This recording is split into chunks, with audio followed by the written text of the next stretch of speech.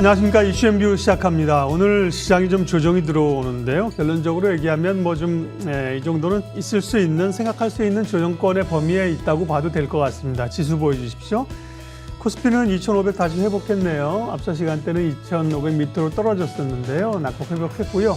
코스닥이 1.2%가 낙폭이 좀 큰데 아무래도 조정의 양상들이 그동안 많이 쏠렸던 2차전지 쪽으로 2차전지가 가겠죠. 성장주인데 그러나 이제 단기 쏠림에 따른 자금의 이동들이 나타나기 때문에요. 이쪽으로 좀 약하고 반면에 이제 코스닥에서 또 바이오는 좀 오르고 이런 조정의 양상 가운데 있다.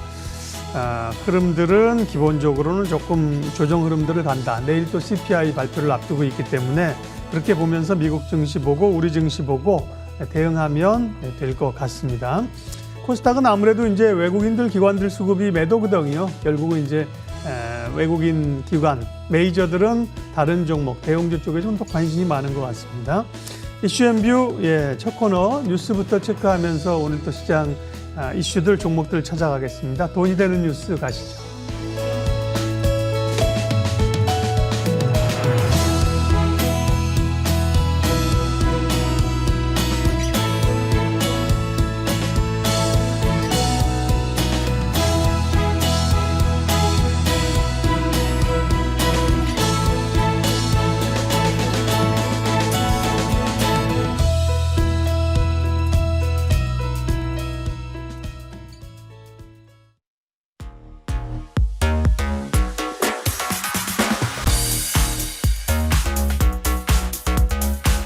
돈이 되는 뉴스 시작합니다. 한국투자증권 이프랜드예요. 김민진 차장과 함께합니다. 안녕하세요. 안녕하세요. 네, 2차전지 먼저 봐야겠죠. 기로에선 2차전지, 고평가 논란 잠재울까라는 제목입니다. 골드만삭스가 어제 이런 레포트를 냈거든요. 이제 제목은 한국의 전기차 밸류체인 확대의 거시적 시사점. 이게 이제 레포트 제목이었고요. 내용을 보면 배터리 급성장하는 이 시장에서 최대 수혜를 볼 수 있는 국가 한국이라고 콕 집어서 이야기를 했습니다.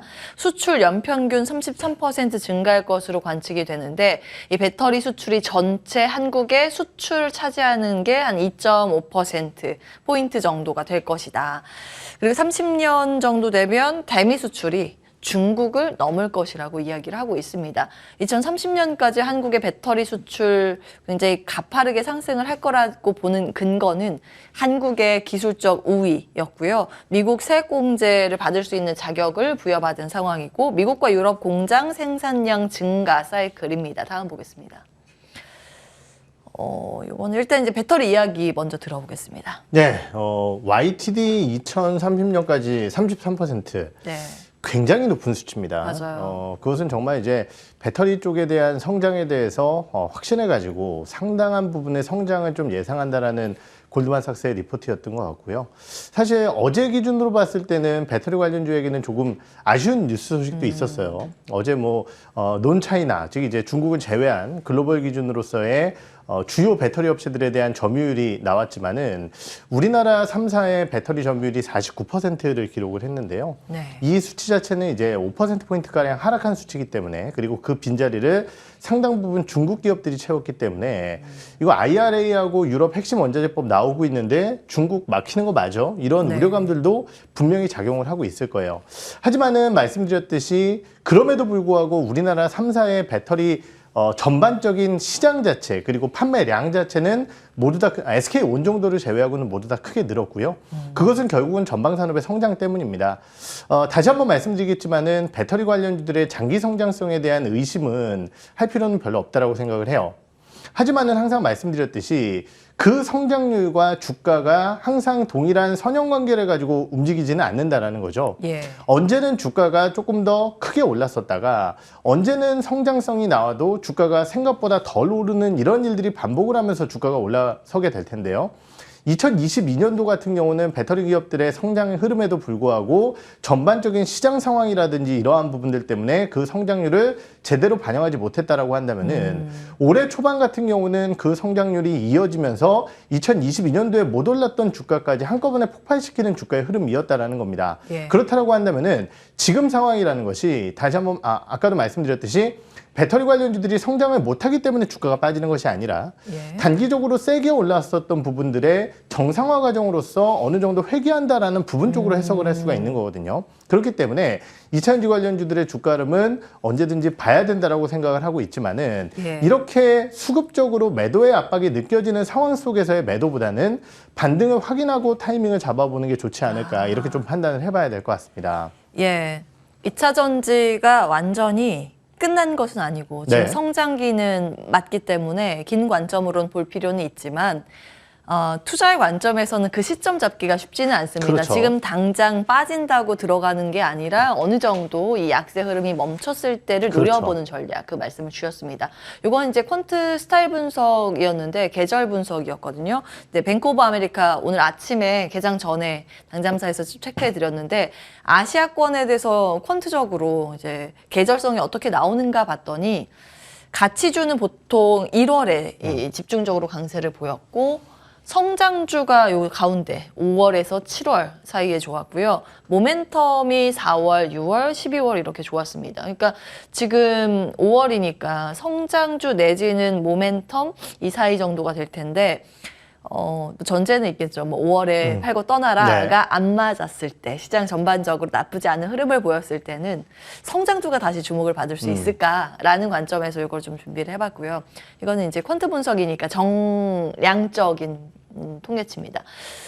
성장주라고 하면 우리나라 또 마침 2차 전지이기도 하고 네. 사실 오늘 아침에 정리해드린 건 2차 전지와 함께 인공지능 AI이기도 했는데요. 전반적으로 이 퀀트는 어떻게 좀 활용을 하면 좋을까요? 네, 사실 이제 이 퀀트가 뭐 말씀 주셨듯이 뭐 성장주 쪽에 포커스가 맞춰져 있는 내용이지만은 사실은 퀀트 기준으로서 성장주라고 포커스가 맞춰져 있는 섹터들을 살펴본다라고 했을 때 AI나 로봇 이런 쪽이 배제됐다라고 볼 수는 없겠지만은요. 그쪽은 굉장히 작은 섹터 중에 하나라고 좀 볼 수 있을 것 같고요. 그리고 새롭게 등장한 재료이기 때문에 그렇죠. 사실은, 예. 이거는 뭐 재료 관련주 혹은 모멘텀으로 움직였다라고 보는 게 맞을 것 같고 일반적으로 이제 동기간 동안의 성장성이라고 한다면은 혹은 성장주라고 한다면은 바이오라든지 아니면은 바이오, 제약, 예. 뭐 플랫폼, 뭐 게임 이런 것들이 이제 성장주 내에서 호조세를 보였었던 시기가 나타나지 않을까 이런 판단이 듭니다. 그렇기 예. 때문에 1월 달에 2월 달에 올라왔었던 종목군들이 퀀트 기준으로 성장주들이 올라와야 되는 시기니까 이쪽이 가야 돼. 그게 정답이 아닐 수도 있다라는 거죠. 그렇군요. 말씀드렸듯이 그렇다고 해서 그러면 플랫폼 바이오가 계속 갈 것이냐 이 부분에 대한 논란도 있겠지만은 예. 우리가 성장주라는 것의 범위 자체를 지난번에 올라왔었던 것들이 성장주의 중심이다라고 무조건 판단하기보다는 아까 말씀드렸듯이 수급의 전환 포인트가 나타날 때는 다른 성장주들이 올라올 수도 있다라는 것들을 좀 생각을 하고 예. 섹터를 좀 넓게 봐야 되지 않을까 이런 판단까지 좀 해봐야 될 것 같습니다. 과거에 성장하는 산업과 지금 성장하는 산업은 사실 다를 거예요. 그렇죠. 이것을 지금 상황에서 재정의해서 본다면 일단 성장이 찍히는 건 뭐 배터리, 임에는 이견이 없을 것이고 네. 또 성장이 찍히는 쪽이 엔터 요즘 예. 네. 컨텐츠 이야기가 나와서 말인데 주가는 왜 이렇게 안 좋은 걸까요? 컨텐츠가. 사실 어떤 콘텐츠 드라마 제작 쪽 말씀하시는 드라마, 거예요? 예. 제가 뭐 엔터주들 같은 경우는 좋은 의견을 많이 드렸지만은 컨텐츠 관련주들 같은 경우는 작년 말부터 이제 좀 언급을 드렸었는데 예. 결국 이제 공급의 압박이 첫 번째 이슈일 것 같아요. 공급의 압박? 그렇죠. 그게 많은 드라마들의 제작사들의 올해 연간 계획 편수를 살펴보게 되면은요. 아. 2편, 3편 만들던 회사가 우리 6편, 7편 만들게 20편 만들던 회사가 30편 만들게 이러고 있거든요. 그렇죠. 그러면 결국 이제 이런 것들을 다 흡수해 줄 수 있는 채널들이 있을 것이냐가 중요할 것 같습니다. 네. 그러면 그러한 것들을 흡수해 줄 수 있는 채널이 방송 쪽과 OTT 쪽인데 OTT 같은 경우는 지금 아시아권에 투자를 늘리고 있는 것은 분명한 사실이에요. 하지만은 결국 넷플릭스라든지 디즈니 플러스 정도로 재정립되게 된다라고 한다면은 네. 그 두 개의 기업이 다른 외적인 기업들이 과연 그만큼의 투자를 늘릴 수 있을 것이냐. 아. 적자가 나더라도 이러한 예. 부분들을 좀 고민을 해봐야 될 것 같고 두 번째는 이제 지상파 슬롯을 한번 좀 생각을 해봐야 될 것 같은데 지금 이제 저녁에 수목 드라마라든지 예. 아니면 아침 드라마라든지 이런 쪽에 대한 슬롯들이 많이 닫히고 있는 상황이에요. 그렇죠. 과거에 비해서 좀 줄었으면 줄었지. 그렇죠. 폭발적으로 시청률이 늘지는 안 않을 나오니까 거예요. 예. 그러한 부분들을 좀 고려해 봤을 때 그럼에도 불구하고 사실은 제작비가 늘어난 부분만큼 수익성을 만들어내느냐? 그럼 좀 얘기가 다를 수 있겠죠. 그렇죠. 예. 그런데 이번 이제 스튜디오 드래곤의 최근 실적 흐름을 살펴봤을 때 1분기 실적은 뭐 그래도 괜찮았지만은 사실은 그렇게 돋보이는 실적을 보여주지 못했거든요. 그렇군요. 밸류에이션은 원래 싸지 않은 기업인데 예. 그러다 보니까 사실은 대장주의 주가의 아쉬운 흐름들 이러한 부분들이 드라마 제작사들의 주가를 좀 짓누르고 있는 요인으로 작용하는 것이 아닌가 이렇게 좀 판단을 해봐야 될 것 같아요. 엔터 산업에서 성장주라고 하면 엔터테인먼트에 국한돼서 볼 필요는 있겠네요. 그렇죠. 지금은. 예. 엔터 신고가에서 지금 조정을 받는데 네. 엔터는 그러면 괜찮다고 보세요? 이것이 엔터주들의 문제라 뭔가 문제가 생겨서 그렇다라고 생각하기보다는요. 뭐 2차 전지주들이 밀리는 것처럼 많이 올라왔던 종목군들이 최근에 같이 빠지고 있는 예. 현상들이 나타나고 있습니다. 결국은 이제 이러한 부분들은 주가의 단기적인 급등에 부담감을 덜어낼 수 있는 방법.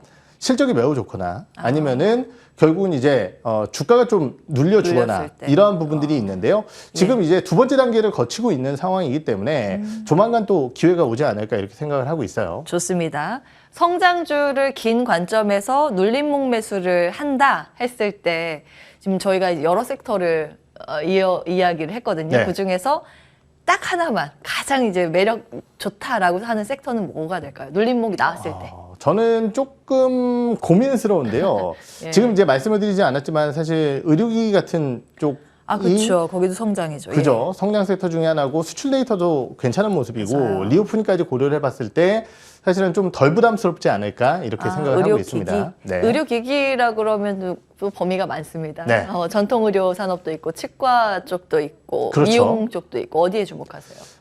피부 미용 의료기기 쪽이 클래시스, 루트로닉, 제이시스? 클래스, 뭐 제이시스 메디칼, 비올 이런 기업들이 있을 것 같은데요. 이 기업들 실적 상당히 좋은 모습을 보이고 있거든요. 그렇군요. 조정 시에는 한번 반등 타이밍을 노려보는 게 좋지 않을까 이렇게 생각을 하고 있어요. 피부 관리는 좀 받으세요? 저는 받지 않고 있는데요. 그러다 보니까 이제 항상 나올 때마다 여쭤보는 것 같아요. 받아보셨어요? 이러고 제가. 네. 예. 뭐 사전조사 이런 거 굉장히 좋은 자세입니다. 네. 알겠습니다. 일단 미용 의료기기 섹터에 대해서 좀 긍정적으로 보는 시각을 말씀을 주셨습니다. 그러니까 두루두루 막 다 보시는 것 같아요. 다음 보겠습니다. 에코프로나 이런 종목들도 다음에 쉴 때 이제 접근을 하자 네. 이런 관점이었고 셀트리온 한번 보겠습니다. 지금 증권가에서는 사야 된다 의견이 나오고 있습니다. 뭐 줄줄이 매수 의견이고 목표가를 한 20만 원 초중반까지 잡고 있는 상황입니다. 다음 보겠습니다. 집안 사정이 좀 있는데 네. 이제 오너의 사죄 그 이후에 주가 오늘 또 급등하는 흐름 실적에 대해서 다시 이제 주목하는 그런 모양새입니다. 지속적인 투자로 향후 성장 동력 확보하고 있다. KB증권의 의견인데요. 이건 어떻게 보세요? 네, 사실은 뭐 일전에도 오너 리스크 관련된 부분에 대해서는 한번 말씀을 드렸었던 것 같은데 결국은 이제 오너 리스크가 단기적인 주가의 변동성을 만들어낼 수 있겠지만은 중기적으로 봤을 때야 회사의 펀더멘탈이 튼튼해진다라고 한다면은 그 리스크 자체는 크지 않다라고 판단을 하고 있습니다. 보통은 그 사업 외적인 요소는 소음이라고 그죠. 평가를 하잖아요. 항상 말씀드렸듯이 이제 이재용 회장이 옥중 경영을 하셨다고 해서 삼성전자 주가가 안 올라갔던 게 아니다 이런 말씀을 좀 드렸었던 것 같은데요. 결국 이제 물론 이제 이번 서정진 회장의 이러한 이슈들은 향후 이제 뭐 3사의 전반적인 합병이라든지 향후 지배구조 관련된 부분 쪽으로서의 불안 요소가 일정 부분 좀 투자자들에게 있었기 때문에 주가의 급락으로 연결된 게 아닌가라는 판단이 들지만은 이번 1분기 실적 발표에서 셀트리온 상당히 양호한 실적을 보여줬고요. 예. 작년도 1분기가 코로나 진단키트라는 굉장히 높은 기저에도 불구하고 탑라인의 성장을 만들어냈고요. 그 탑라인의 성장 이면에는 결국은 동사의 주요 바이오시밀러들이 있었습니다. 특히 이제 눈여겨봐야 될 만한 제품군은 램시마 SC의 매출액이 QQ 기준으로도 9배가 넘게 성장을 했고요. 예. 트룩시마 같은 경우도 굉장히 좋은 성장폭을 보였습니다. 이러한 상황 속에서 앞으로 그럼 기대 요인이 있을 것이냐라는 부분일 것 같은데요. 지금 이제 유플라이마 같은 경우 승인과 VBP 등재가 7월달 뭐 하반기 초반 이 정도의 기대가 되고 있고요. 예. 램시마 SC의 미국 승인 같은 경우는 지금 연말, 빠르면 연말 정도로 예상을 하고 있습니다. 거기에 대해서 이제 이 제품군들 말고 5개 정도의 바이오시밀러에 대한 품목 허가까지 신청할 것으로 예상을 하고 있기 때문에 셀트리온에 대한 기대 요인은 계속적으로 좀 이어질 가능성이 있다. 이런 예. 판단을 좀 하고 있고 다만 바이오 시밀러 관련주들은 여러 차례 말씀드렸지만은 50%, 100% 이렇게 성장을 하진 않습니다. 어느 그렇죠. 정도 실적 안정화와 함께. 그래서 업황에 대한 반등과 함께 그리고 이익률의 안정화와 함께 조금 안정적으로 갈 수 있지 않을까 이렇게 좀 예. 판단을 하고 있는 상황입니다. 요즘 같이 대외적으로 불확실성이 존재할 때는 보통 이렇게 안정적으로 네. 잘 버텨줄 수 있는 기업에 집중을 하기 마련이거든요. 그래서 이제 미국에서는 제약바이오 헬스케어에서 의외로 52주 신고가 종목 속출하고 있습니다. 네. 사실 그 미국의 방어주하고 우리나라 방어주 성격이 다르기 그렇죠. 때문에 완전히 대입을 하긴 어렵겠지만 이런 셀트리온이라든지 메가캡 제약바이오 섹터 안에서 종목들은 그래도 현금 흐름이나 뭐 재무제표 상황이 좋기 때문에 네. 그렇게 이제 대안이 될 수 있을까에 대한 고민으로 이어지는 것 같거든요. 투자의 관점에서는 일단은 레포트가 오늘 많이 나온 셀트리온을 볼 것인가. 지금 17만 원인데 뭐 24만 원까지 뭐 잡은 증권가도 네. 맞는 상황이고요. 그 다른 기업을 볼 것인가에 대한 고민. 그리고 좀 탄력적으로 움직이는 걸 보면 바이오텍 기업들, 네. 중소기업이 좀 시세가 나오고 있는 상황인데 의견으로는 어떻게 정리해 볼 수 있을까요? 네, 셀트리온 뭐 괜찮다라고 보고 있고요. 대형 예. 제약사들 최근에 뭐 한미약품을 필두로 해서 워낙 좋은 실적과 함께 역시 이제 신약 쪽에 대한 기대감들이 좀 반영이 되고 있죠. 역시 긍정적으로 좀 보고 있고요. 바이오텍 같은 경우는 워낙 범위가 넓고 종목군들마다 가진 특징들이 좀 다르기 때문에 해당 섹터들을 모두 다 좋다라고 보기에는 좀 어려울 것 같습니다. 예. 단기적인 임상 이슈라든지 아니면 항상 말씀드렸듯이 임상을 할 수 있는 돈이 마련된 기업들 이런 기업들이 그나마 괜찮다라고 말씀을 드렸던 것 같기 때문에 예. 그러한 여유를 좀 보유한 기업들을 찾아보시는 게 어떨까 이렇게 좀 판단을 하고 좀 있어요. 하나 찾아주세요.